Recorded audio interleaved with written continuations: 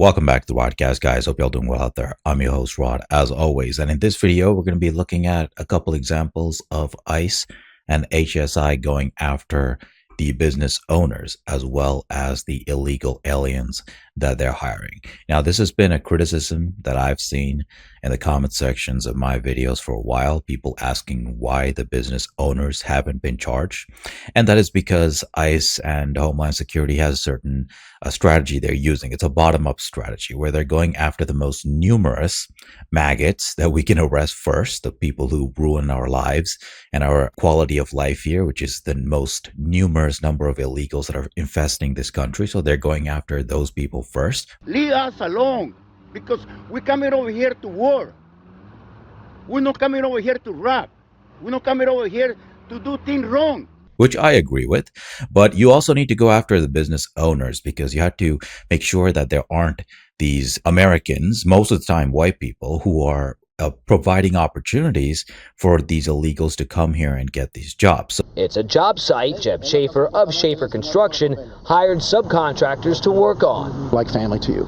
So it's very upsetting to see that. Schaefer tells us federal agents took one of the workers away in handcuffs on Friday. You know, it kind of feels like we're not in the U.S. That's just was shocking to everybody today. I think it's pretty absurd. Immigrants are the backbone of not only the restaurant industry, but a lot of other industries in this country. Without immigrants, there are no restaurants. And Millie's isn't the only restaurant on their radar. Sources. So I understand that it's important to go after the business owners as well, but I have agreed with ICE's strategy so far, which is to go after the most numerous people who are, lowering the quality of life for Americans by being here with their shabby selves. But nevertheless, people have said you have to go after the business owners. I have said it myself because you have to make sure that there is no lure for them to come here in the first place. So it's important. But I do agree with what has been so far ICE's strategy, but they're changing that a little bit by going after the bigger fish as well. So let's take a look at these videos. A West Phoenix taco shop owner is in federal custody tonight, accused of knowingly hiring a dozen illegal immigrants at his business. This is a story 12 News journalist Sean Rice first broke last week. He's back tonight with new details on this months-long investigation. Sean? Yeah, Mark and Kribe, I imagine these are cases we are going to see more with a new administration in place. And the U.S. Attorney's Office for the District of Arizona says 42-year-old Vladimir Angulo has operated his business, El Taco Loco, on the backs of illegal immigrants for the past 8 years. Court documents claim Angulo knew what he was doing is illegal, and after a 4-month-long investigation by Homeland Security Investigations, it's landed both him and his employers behind bars. Since March, federal agents have been keeping a watchful eye over this property in Laveen near 63rd Avenue in Baseline and this home near 16th Avenue in Southern in Phoenix. They were surveilling the owner and employees of El Taco Loco. It's a taco shop with a brick and mortar storefront, a food truck, and a food bus.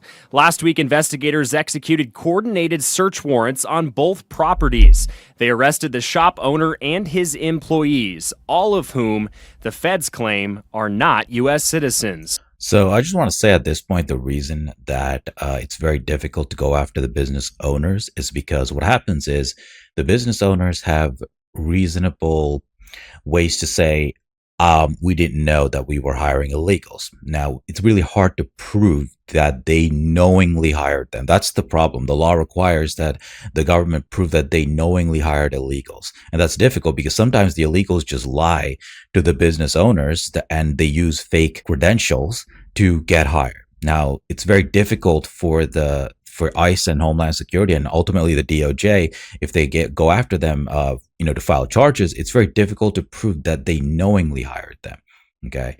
Because they will say, well, we didn't know. So that's why it's hard to prosecute these cases. The owner of the shop is accused of, smuggling and hiring people who are not American citizens. But that's under the federal government law, that's illegal. Phoenix defense attorney Ben Taylor reviewed the 4-count federal complaint against the shop's owner, Vladimir Angulo. In it, investigators say Angulo employed 12 illegal immigrants in total, all of whom were seen working at his businesses, many of them paid in cash on a weekly basis. At Angulo's Levine property, federal agents observed his employees living in recreational vehicles or trailers on his property. In one instance, an illegal immigrant told investigators he owed Angulo $12,000 for being smuggled into the United States. So this is the kind of evidence you need to have. You need to be able to use the actual illegals that somebody smuggled and use direct evidence, cash payments, things like that. These are the kinds of excellent direct evidence that the feds can use at trial against people like this. And so that's why they have charged him. So it's not for lack of trying. They try as best as they can to go up the food chain to the top person. But in order to file federal charges against somebody, you have to have a solid case. If they don't, then there's no point. You're just going to go to trial and lose, spend hundreds of thousands of dollars, whatever, thousands of dollars, a lot of time.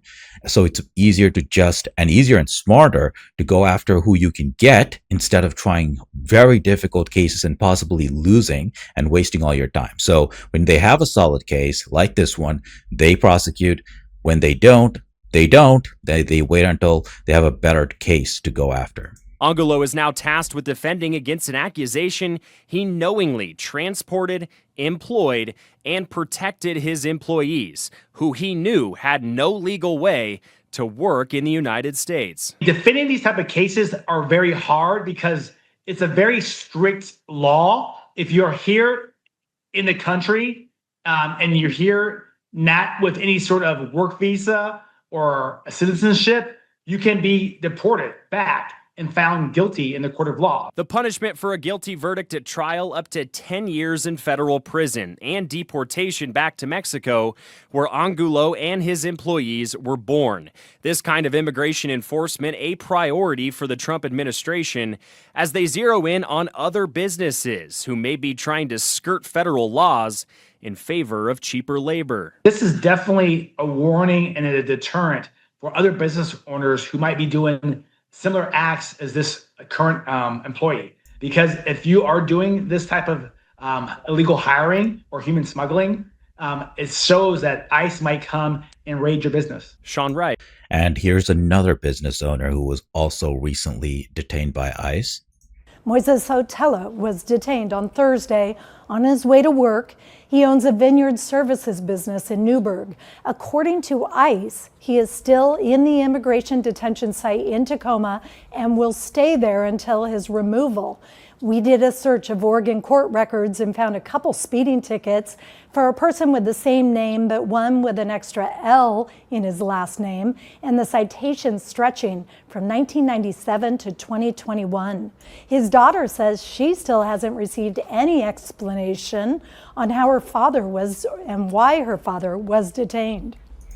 He was detained because he's a freaking illegal, and they know that. So these family members, man, and this local news outlet as well, just trying so hard to simp for the illegals. So this guy, he was here illegally himself and he was running a business. Okay. So these are the kind of contractors I'm talking about when I say these are the people who will pay less to their own employees and underbid contracts to basically, get under the American contractors to beat them out because they have more labor costs. When you're an illegal running your business illegally, you can bid under the market rates and get more contracts as opposed to the actual American businesses who have to bid higher because their operating costs are higher. So they lose out on contracts while the illegals get all the contracts. It really sucks not having answers. It really sucks picking up the pieces at home. You have to be the strong head of the family and, watch your brothers kind of suffer through the same thing as you.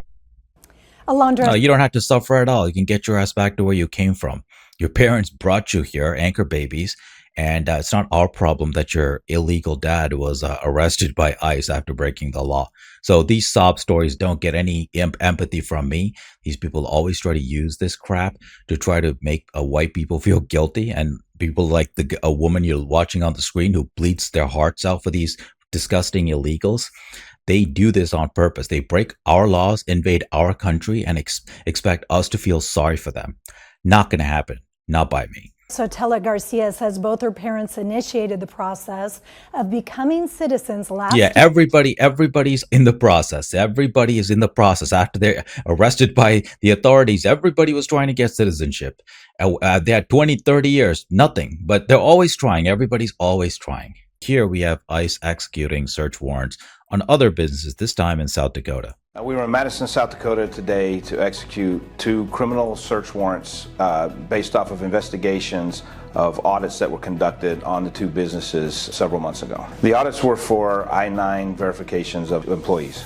During the audits, we noticed discrepancies in driver's license and social security numbers utilized by the subjects with their pictures, that they were turned out to be stolen names and dates of birth of U.S. citizens and used on these documents to put on their I-9s to beat the E-Verify system. These types of investigations are important basically because they're stealing people's identities, which could have issues with people's social security numbers and any types of credit that they need to get later on in life, so they are serious violations. These types of crimes are occurring all over the United States, to include rural America, not just the large cities.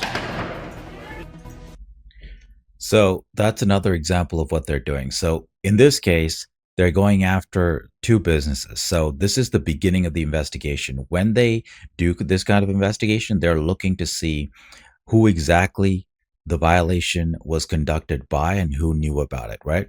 So if they use fake social security numbers, the employers are not going to automatically find out about that, because when you check the social numbers, the social security numbers, they're going to show up as legitimate, because they are not real numbers, but they've been stolen by these illegals.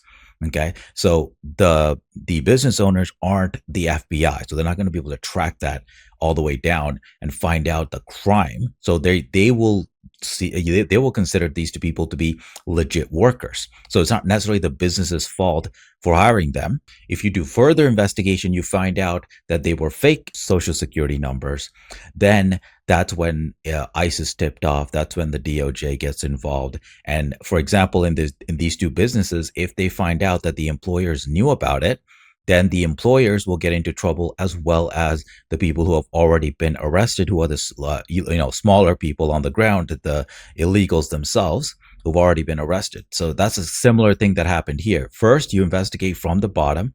You find out that the employees are illegals. Then you do more of an investigation and you find out that the CEO himself knew about it and facilitated it. And then you can go after the bigger guy. That's usually how it works.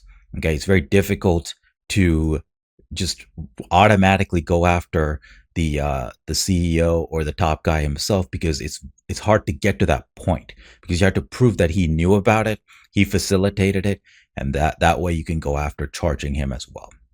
But it's harder than people think. I'm glad that they're proceeding the way that they are, because we need to get these, the maggots on the street out first. I care way more about that, but it's also important to make sure you cut off that gravy train where they know they can get jobs here. So it's important to prosecute the big business owners as well, but I'm glad the way they're doing it, which is going after the people on the ground, because I want these people out of my country and I don't want to see them here. I don't want to see them speaking their disgusting languages here. It ruins the quality of life for us real Americans here. So I like the way that they're doing it, but it's important to go after the bigger fish as well. And that's all I got to say for this video. I'll be doing more videos on this, because they will be, now that ICE has gotten more money and they have more money for these kind of operations, they'll be doing more investigations. Homeland Security is going to be going after bigger and bigger fish. So you'll see more corporate CEOs and other business owners going down in flames, along with the illegals that they're facilitating and hiring in their businesses. So look forward to those videos. Welcome to all my new subscribers. I'll see you all in my next one. As always, stay safe out there.